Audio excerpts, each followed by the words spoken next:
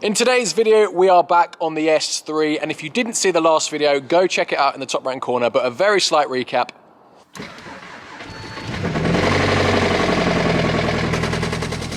Oh my God.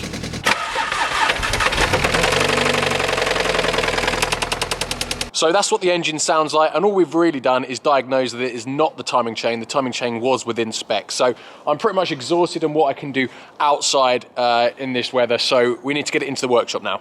So we need to remove everything in this workshop so I can get the S3 on the ramp, which means M2 out, R8 out, engine out the way. I've just started running the Golf GTI and the Skoda out because I'm going to put the R8 where the Golf is, and I'm going to put a cover on top of it as well so it doesn't get too icy. The M2 will just have to come back in once we've got the S3 on the ramp. I mean, all this is going to be for you about 10 seconds, but logistically, I'm on my own. I've got to try and drag the S3 up here. Probably looking at 2 hours just to get it in the workshop, but I'll put it on a time lapse. Let's get her in.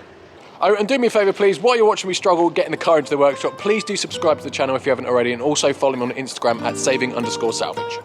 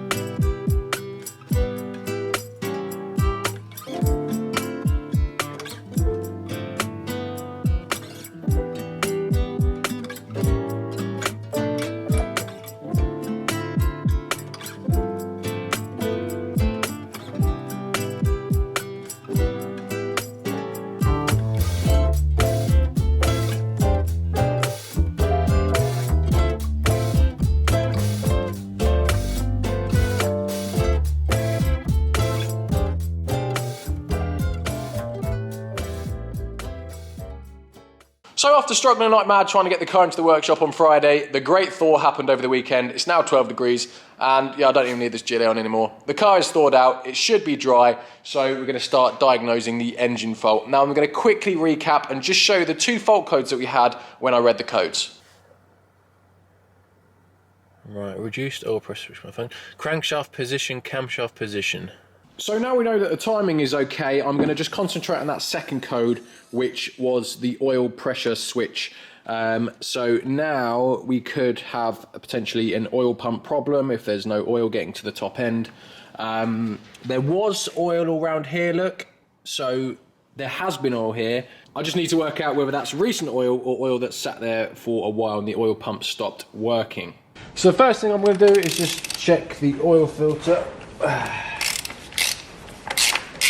I have already checked the engine oil level, that was fine. Just trying to see if I can see any metal shavings or anything in it. It looks... no, I don't know, there is some... yeah, look, I don't know if I'll be able to see in there, look. See all the metal shavings. It's not a good start, is it? Quite some quite big lumps.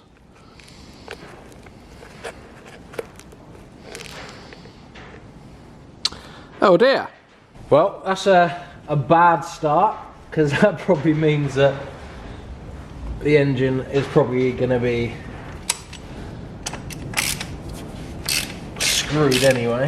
So I think now we'll just drop the oil, get it on the ramp, we'll drop the oil and just have a look at the oil as well. So having a quick look over the car as usual, it all looks okay, and it all looks very much standard as well, which is always a good sign. Means no one's messed around with anything underneath. It's even got the center silencer as well, so no one's even bothered doing a res delete, so that all just points towards, fingers crossed, a standard car. Now looking across the front as well, everything actually looks pretty good. Nothing that I can see that actually needs attention.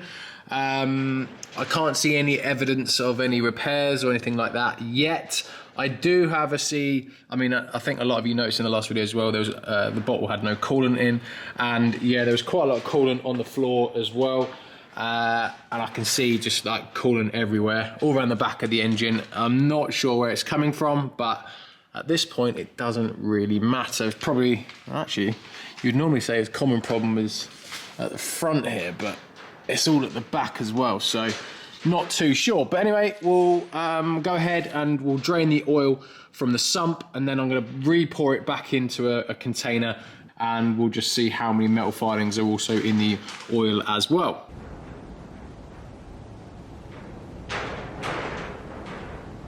See if I can see any. See, I don't know. I mean, it looks fine. I can't see any glistening in it. But then again, I don't know how old this oil is.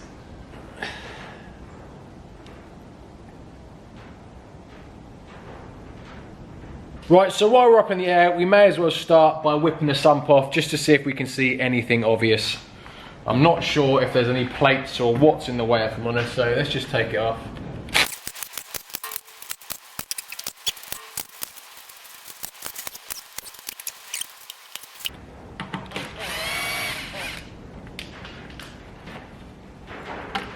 Oh yeah, so I've definitely found the problem, or at least one problem.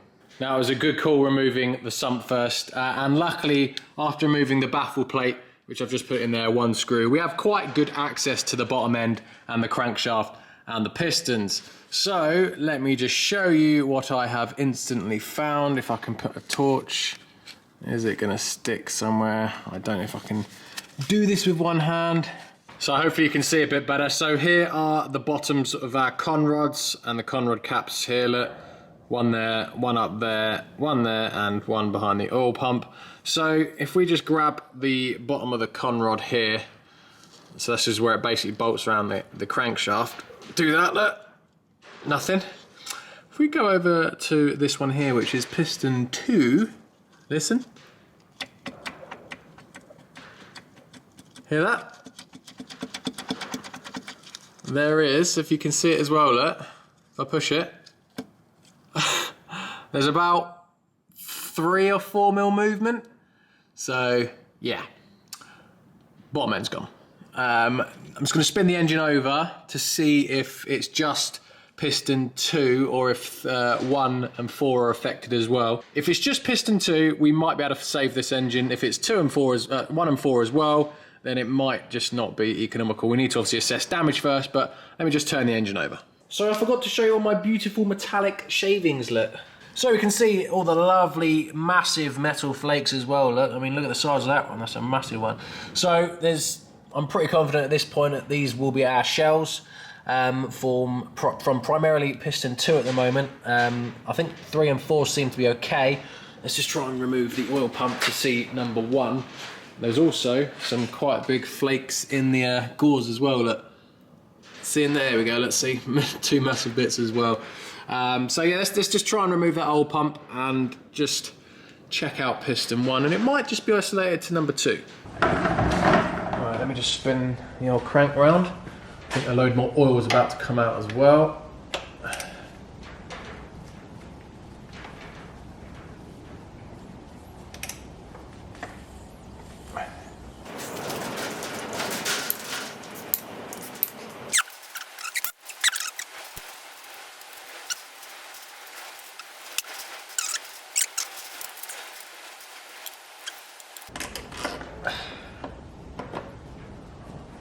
No worries.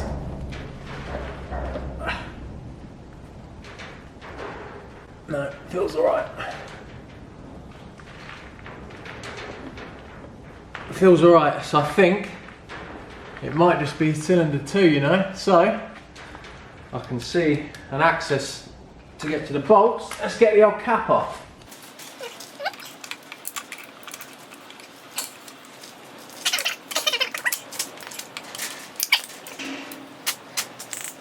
Right, so I've just taken the cap off piston 2, and you can see the crankshaft there. Look, it's a little bit scored. Nothing major though.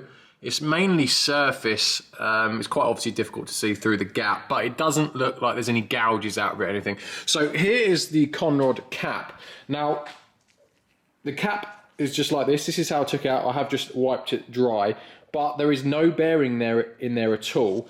And the more concerning thing is there is no evidence of there being a bearing in there at all. Now, we know we've got metal shavings in the sump, a little bit in the oil pickup pipe, and in the oil filter.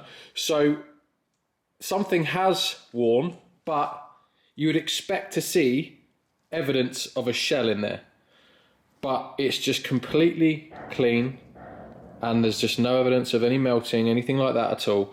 Now if you go to the other, the top side of the, you can't really see it, it's up in there, the top side of, let me get my torch. So there's the underside of the conrod there, and it's the same story. Look, it looks fairly clean. There's a few scoring marks, but again, no gouges, nothing major, and no evidence of a bearing or a shell. And there's just no evidence anywhere of chunks, big chunks of metal, just the little bits. And to me, that's weird, because for it to so smoothly disintegrate a shell, it must have been running for quite some time, knocking for quite some time to do that. And it's just odd that there's no other damage, just seems to be piston 2. It's weird. Let me know what you think in the comments, but it's just, the bit I'm struggling with is there's no evidence of a shell whatsoever. Now, to give you an idea of what it should look like, I've just removed cylinder 3 look, so you can see it's nice and, you can see the difference straight away, look, between 2 and 3, it's nice and smooth there.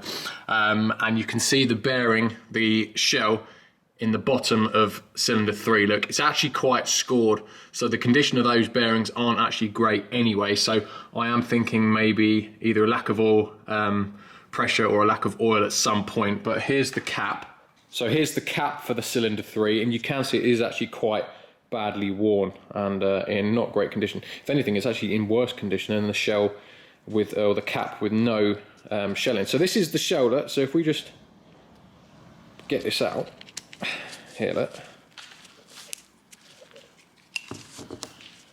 See, that is what's missing, times 2. 2 of those are completely missing. And there's just no evidence of them at all. No chunks, as I just said. To lose 2 of those in an engine is weird. And not really see it. I mean, we have metal filings, yes, I suppose, yeah, if they've, it doesn't look like they've taken the sump off, whoever's worked on the car before. They've definitely changed the oil. So in my opinion, they have just changed the oil to, oh, I don't know, they could have done, I suppose. Okay, yeah, so that might make sense, actually. They might have, whoever's been working on this car before, trying to diagnose the problem, they may have removed the sump just to have a look in there, found the bits of metal, but then if you found them and there's obviously chunks in there, you wouldn't then put fresh oil in, start it up and see if that fixes the problem, would you? So, I don't know, it's a bit weird. Let me know what you think in the comments, but basically what I'm trying to say is I don't think there's 2 shells worth of shards in and around the engine, but I may be wrong. Yeah, I don't know. I think we should remove the cam cover. It's a bit of a pain in the arse because they're also the cam brackets. The cam cover holds the camshafts down.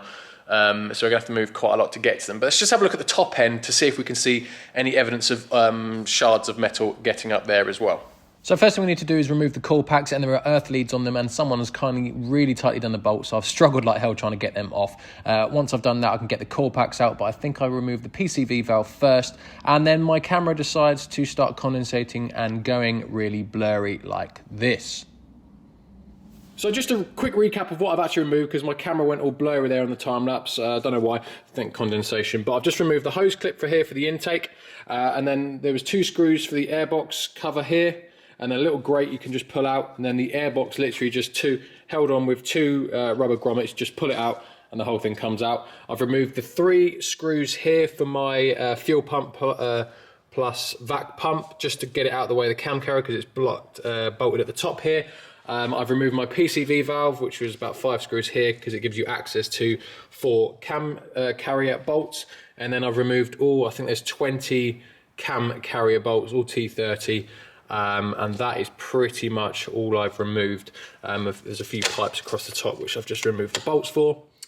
So now I'm hoping we can prise it off. I have just literally had a little lever bar and just prised it off here, look.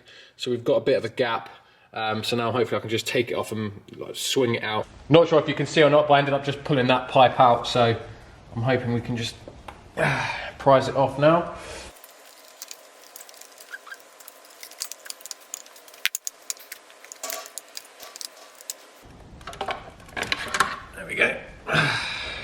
So So cam cover off, and yeah, it just looks a bit dry to me.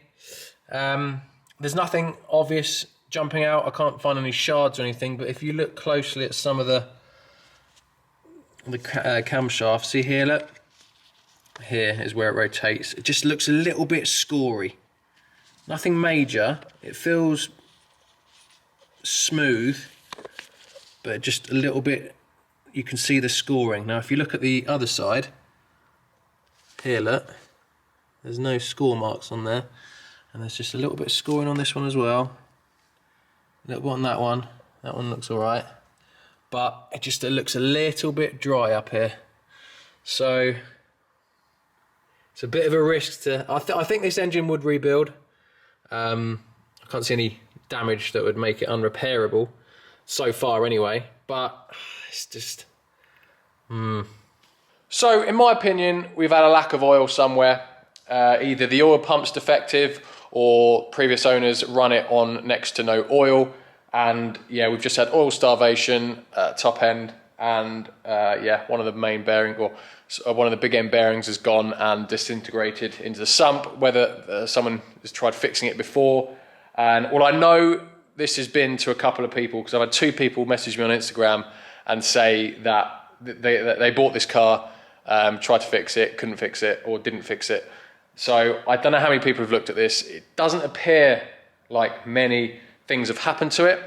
I'm pretty sure that cam cover's been off before, because it's just a bit too much sealant for my liking there, and with a factory fit cover you wouldn't see that much excess sealant. So let me know what you guys think in the comment. What do you think's happened to this engine, and more importantly, is it worth trying to rebuild it? Because I don't know if it is. I mean, I'd have to strip it all, have to get it hot flushed, new oil pump, all timing chains and everything.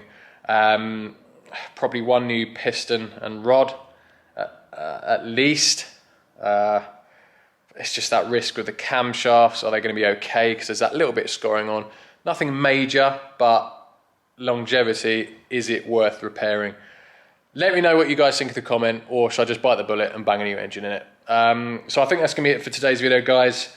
There's not really much more I can do without now making a decision going forward. So I do hope you enjoyed the video on the S3. Just a quick R8 update. The engine that I was going to, or I mentioned in one of the last videos, that's I don't know what's happened to it, it's gone. But I have found another one at the same price, and this does come with 30 days warranty. So I'm actually going to go view that engine in the next day or 2, and if it's good, I will buy it. So that's just a quick R8 update via the engine. I'll explain in the next video why I've done that and other things, but it's just a quick update. So yeah, engine or rebuild, let me know. So if this is the last video that goes out before Christmas, guys, I do hope you have a good festive period. I'll try and get one out maybe Boxing Day. If not, it will be between Boxing Day and the New Year's. So as always, guys, thank you very much for watching, and I'll catch you in the next one. Cheers, guys.